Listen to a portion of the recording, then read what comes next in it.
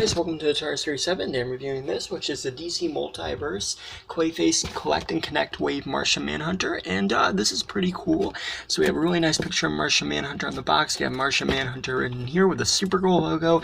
I love the new blue box style they're doing. I'm not planning on picking up any more of the characters in this wave, just mainly because with the Multiverse series, I really only collect characters from the Arrowverse. So just mainly intending to pick up whatever Arrowverse characters they make.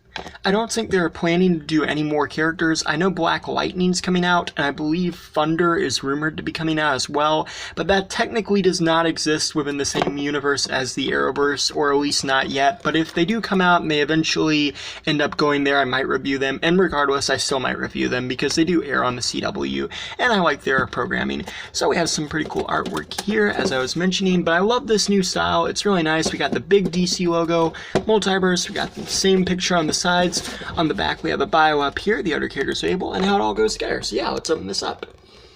So here we have Martian Manhunter, and as you can see, it looks pretty cool. Now, one thing I will say about this, on the camera, I can see because I'm looking at it, it does look like the head's a bright green, but it's actually more of a lighter green. Like, on camera, it's kind of coming up really bright, but in person, it is a little bit more lighter, and I know there were some complaints when this figure was first announced because it looked like it had a really bright green head, but its head is actually more lighter green.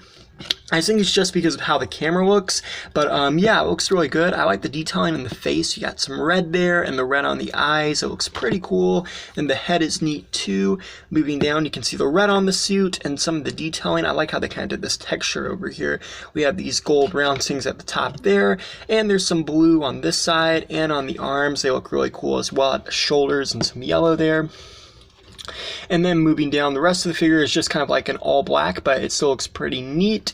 And then he has the cape. The cape is removable, and I believe the first time he appears on the show, he does not have a cape, so it's kind of cool that they made that removable. Pretty neat, pretty cool detail.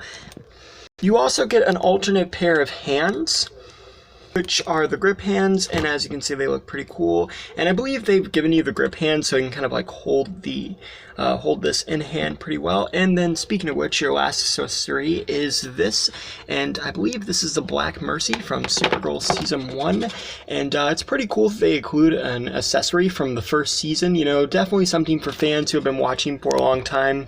I myself was not a very big fan of Season 1. I like the later seasons better, but it is still cool that they included that. It's got the dark green and the purple and the spikes, and it's really neat. Just really cool accessory.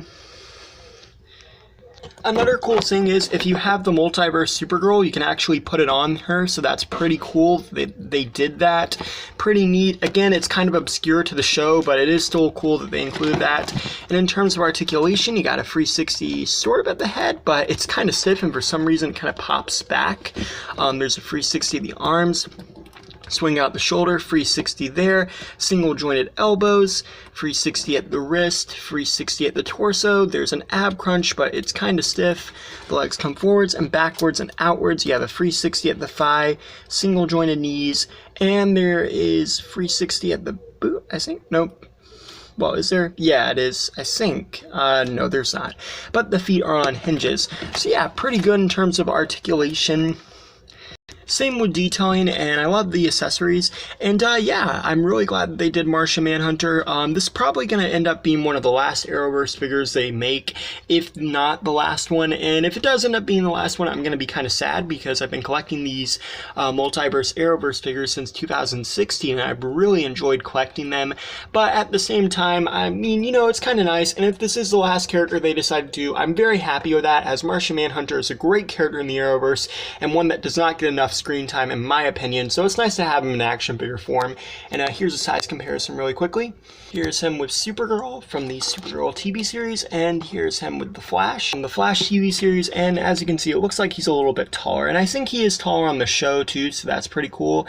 And yeah, overall I like this. Thank you for watching. Please rate, like, and subscribe.